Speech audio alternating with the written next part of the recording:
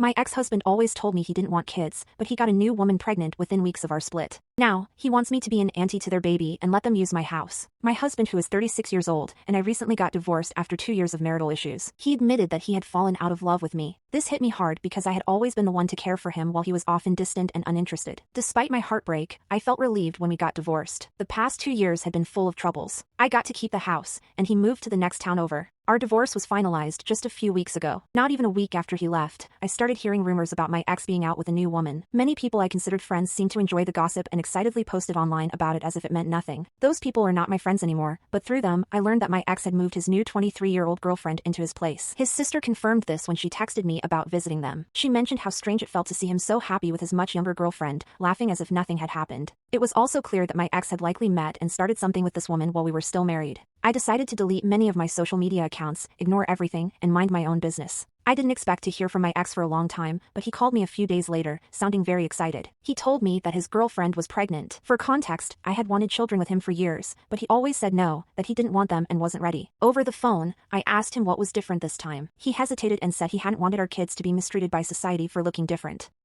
I am black, and he is white. His new girlfriend is also white, so his comment could only be about race. During the call, he told me he would love for me to be an active part of his child's life and act as an auntie to them. I was so shocked I couldn't speak. Then, he asked if his girlfriend, who would love to meet me, and eventually their baby could come over to use the pool and barbecue at my house sometimes because it was too big for just one person. I was so angry that I put the phone down and ignored all his texts asking me where I had gone. I was amazed by his entitlement, especially after everything that had happened. It's been another week, and I haven't responded yet. I told my family and friends about it, and they were all horrified by the endless shocks my ex had given me. His family has been incredibly kind and supportive, and they also think he has lost his mind. I spoke to his mother the other day, and she said her son had been relentlessly calling, trying to get his parents to come over and meet his new girlfriend and eventually attend medical scans with them. The whole situation feels like a bad dream, and I have no idea how to begin expressing my thoughts. What do you think I should do? Should I continue giving him the silent treatment and move on with my life, or should I tell him to leave me alone? Let's dive into the details to understand everything that led up to this shocking turn of events. My ex-husband and I were married for 2 years, but those years were filled with issues. He seemed to lose interest in me and our relationship, which hurt deeply because I had always been the one trying to nurture and care for him.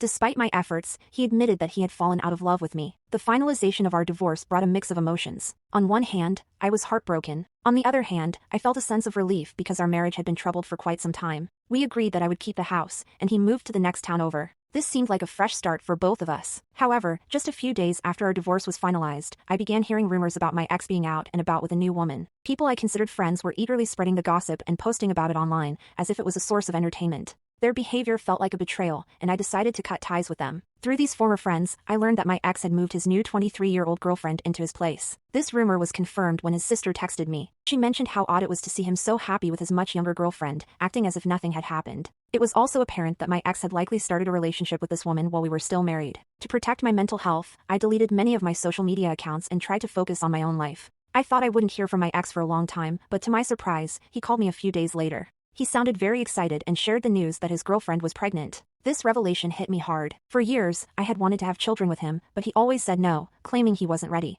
During our phone conversation, I asked him what had changed. He hesitated and then said he hadn't wanted our kids to face discrimination for looking different. This comment was clearly about race since I am black and he is white. His new girlfriend is also white, which made his statement even more hurtful. During the call, he expressed his desire for me to be an active part of his child's life, essentially asking me to take on an auntie role. I was stunned and couldn't find the words to respond. He then continued, asking if his girlfriend, and eventually their baby could come over to use the pool and barbecue at my house because he felt it was too big for just one person. At this point, I was furious. I put the phone down and ignored all his texts that followed. His sense of entitlement was astonishing, especially given everything that had happened. It's been another week, and I still haven't responded to him. I shared the situation with my family and friends, and they were all appalled by the series of shocks my ex had delivered. His family has been incredibly kind and supportive, and they also think he has lost his mind. I spoke to his mother, who told me that her son had been calling them relentlessly, trying to get them to meet his new girlfriend and attend medical scans with them. This entire situation feels like a bad dream, and I am struggling to find the right words to express my feelings. I am torn between continuing to give him the silent treatment and moving on with my life or confronting him and telling him to leave me alone. Reflecting on our marriage, there were many red flags that I chose to ignore. When we first met, he was charming and attentive. We quickly fell in love and decided to get married. However, things changed after the wedding. He became distant and uninterested in our relationship. I often found myself trying to make things work while he seemed to be emotionally checked out. Despite these issues, I held on to the hope that things would get better. I believed that if I continued to nurture our relationship, he would eventually come around. Unfortunately, that never happened. Instead, our marriage continued to deteriorate, leading to our eventual divorce. After our divorce was finalized, I thought I could finally start to heal and move on with my life.